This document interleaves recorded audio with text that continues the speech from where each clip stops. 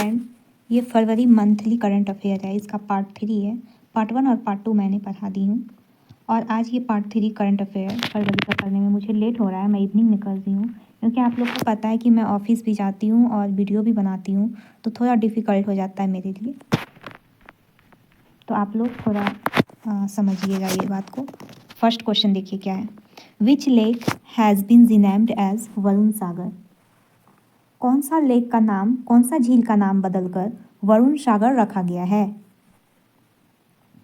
देखिए फोय सागर, ठीक है, फोय सागर झील यानी लेक का नाम बदलकर वरुण सागर रखा गया है। ये कहाँ पे लेक है? अजमेर राजस्थान में। कब बिल्ट हुआ था? 1892 में ये बना था, ठीक है, जिसका नाम वरुण सागर रखा गया है, new name. King Edward memorial भवन जो कि अजमेर में है, उसका न्यू नाम है महर्षि दयानंद विश्रांत गृह। किंग एडवर्ड मेमोरियल भवन, इसका भी न्यू नाम चेंज किया गया है। किंग एडवर्ड मेमोरियल भवन ये अजमेर में है, इसका नाम रखा गया है महर्षि दयानंद विश्रांत गृह, ठीक है। और फोय सागर जो कि अजमेर में है राजस्थान में, उसका वरुण सागर, और कब उसका मतलब इस्टेब्लिश किया गया? 1892 में, ठीक है। नेक्स्ट क्वेश्चन देखिए। What is rank of India in Henle passport index? Henle passport index में इंडिया का रैंक कितना है? ये 80 रैंक अभी है फरवरी मंथ में, लेकिन करंट में 85 है, ठीक है। अभी तो हम लोग 2026 में हैं, ये फरवरी 2025 का करंट अफेयर है, ठीक है। इंडिया का रैंक 80 है, जिसमें से इंडिया ट्रैवल 56 कंट्री में विदाउट वीज़ा कर सकता है। वर्ल्ड मोस्ट पावरफुल पासपोर्ट किसके पास है? सिंगापुर के पास है, जापान और साउथ कोरिया सेकंड में आता है, ठीक है। ये डाटा कौन निकालता है, कौन देता है? ये देता है इंटरनेशनल एयर ट्रांसपोर्ट एसोसिएशन, ठीक है, जिसका हेडक्वार्टर मॉन्ट्रियल कनाडा है।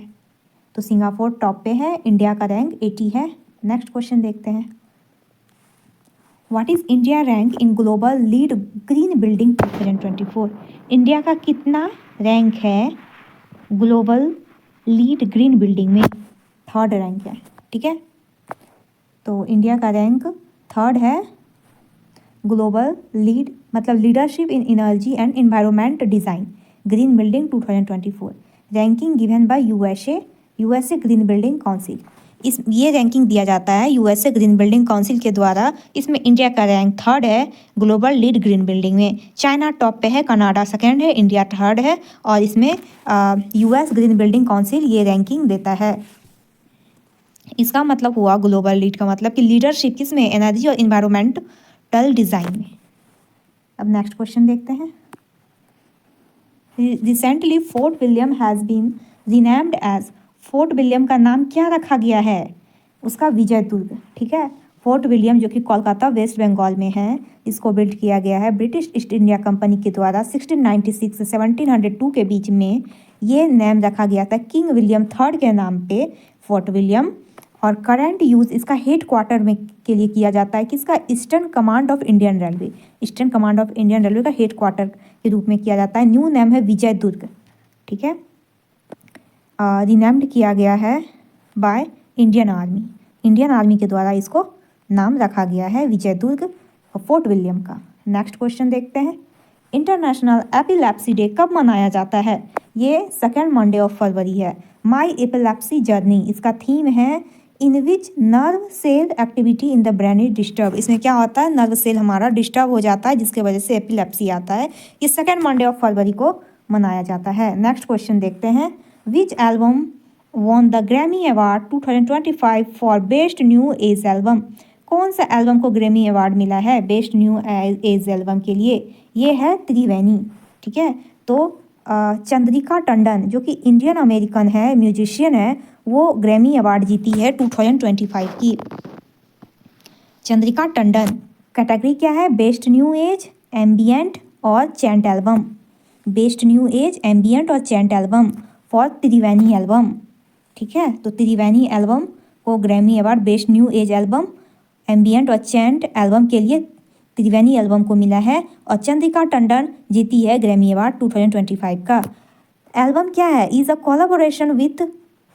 Album is a collaboration with Wouter Kellerman South Africa and Eru Matsumoto, Japan and USA. Album is a collaboration है किसके साथ? वॉल्टर कैलरमैन जो कि साउथ अफ्रीका के हैं और इरू मैट्सुमोटो जो कि जापान यूएसए के हैं। ये एल्बम किसका कोलाबोरेशन है? वॉल्टर कैलरमैन और इरू मैट्सुमोटो। अब नेक्स्ट क्वेश्चन देखते हैं। Which country hosted AI action summit? कौन सा कंट्री होस्ट कर रहा है एआई समिट? ये पेरिस फ्रांस कर रहा है। AI summit host Paris France कर रहा है। इसका प्रेसिडेंट कौन है? इमैनुअल मैक्रोन है। को चेयर पीएम मोदी के द्वारा किया जा रहा है। की थीम डिस्कस किया जाएगा? Public service AI, future of work, innovation and culture, trust in AI, global governance of AI. AI के रिलेटेड जितना है वो सब डिस्कस किया जाएगा एआई एक्शन समिट में। ये कंट्री फ्रांस का पेरिस में हो रहा है और जिसमें से को चेयर पीएम मोदी कर रहे हैं और फ्रेंच के प्रेसिडेंट इसको होस्ट कर रहे हैं इमैनुअल मैक्रोन। जिसमें से कुछ इंपॉर्टेंट पॉइंट है, जैसे देखिए चैट जीपीटी यूएसए का है। ये डेवलप किया गया है ओपन एआई के द्वारा, जो कि हम लोग बहुत ज़्यादा यूज करते हैं। नेक्स्ट है डीपसीक, ये चाइना का है। फाउंडर है लियांग वेंगफेंग। ठीक है, अब नेक्स्ट क्वेश्चन देखते हैं।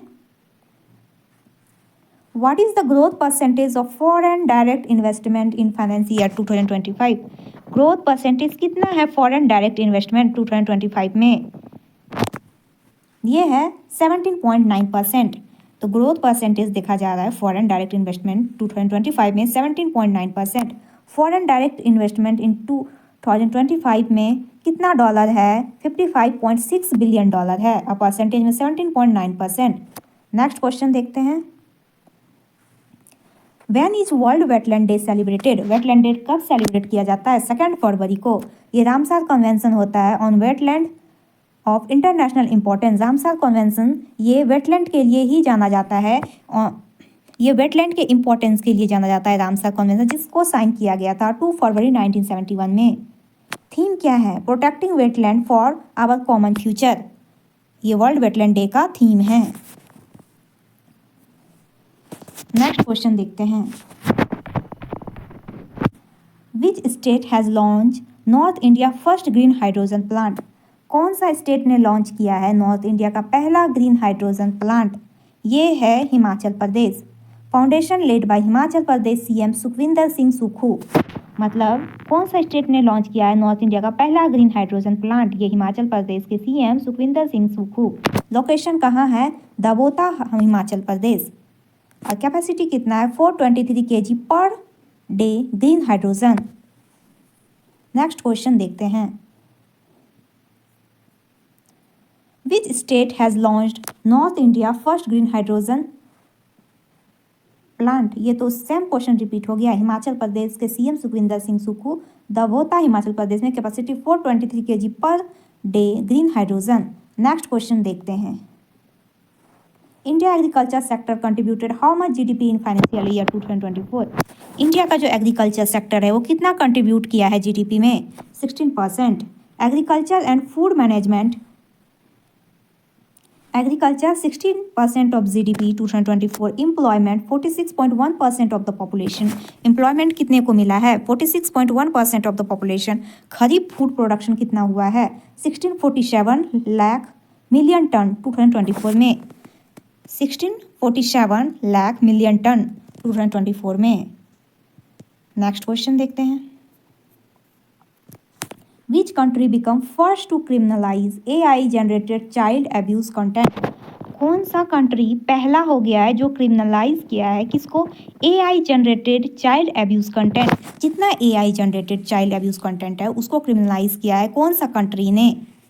ये यूके है, मतलब यूनाइटेड किंगडम है। United Kingdom first country to introduce law against AI tool use to generate sexual abuse images. उसको प्रिजन किया जाएगा 5 ईयर तक। अगर कोई भी एआई के द्वारा कोई भी इमेज, खराब इमेज या सेक्सुअल अब्यूज इमेज डालता है तो उसे 5 साल की जेल दी जाएगी। ये कौन सा कंट्री ने किया है? यूनाइटेड किंगडम ने। नेक्स्ट क्वेश्चन देखते हैं। Which state has launched north India first green hydrogen plant? ये तो सेम ही क्वेश्चन रिपीट हो रहा है। Sukhvinder Singh Sukhu, दबोटा, Himachal Pradesh, 423 kg per day green hydrogen. Next question देखते हैं। What will be the fiscal what will physical deficit of 2025 से 26? कितना फिजिकल डेफिसिट है 25 और 26 का? 4.4 है। तो फिजिकल डेफिसिट देखते हैं 2024-25 का 4.8 था, 25-26 का 4.4% ऑफ जीडीपी है, घटा है 0.4%। फिजिकल डेफिसिट किसको कहते हैं? टोटल एक्सपेंडिचर में अगर हम टोटल रेवेन्यू घटा देते हैं तो फिजिकल डेफिसिट आ जाता है। नेक्स्ट क्वेश्चन देखते हैं। अब तो क्वेश्चन खत्म हो गया। थैंक यू आज के लिए। अगर मेरा वीडियो आप लोग को अच्छा लगता है तो लाइक शेयर सब्सक्राइब करें। Thank you.